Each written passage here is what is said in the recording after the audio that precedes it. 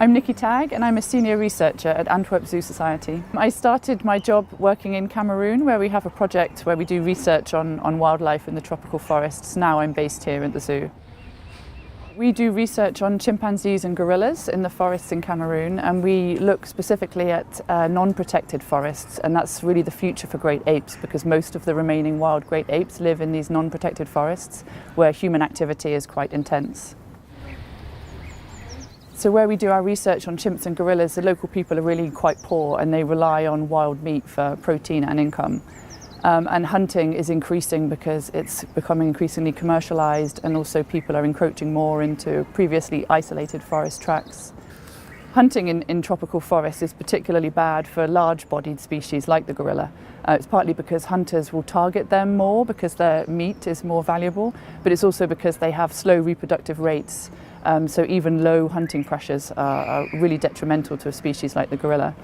And our objective is to try to find a way in which gorillas can persist in landscapes that are heavily used by people, which is where most of the remaining wild great apes live nowadays.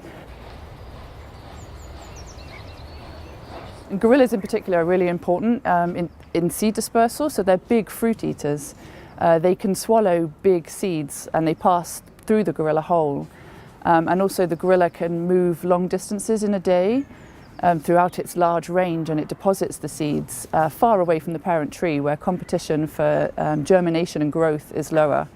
Also, gorillas like to nest in open canopy areas in the forest, so for example where a tree has fallen, and this means when they wake up in the morning and defecate, then the seeds within the dung have a lot of sunlight, a lot of space, and they're able to grow really quickly. So it's optimal conditions for these seeds.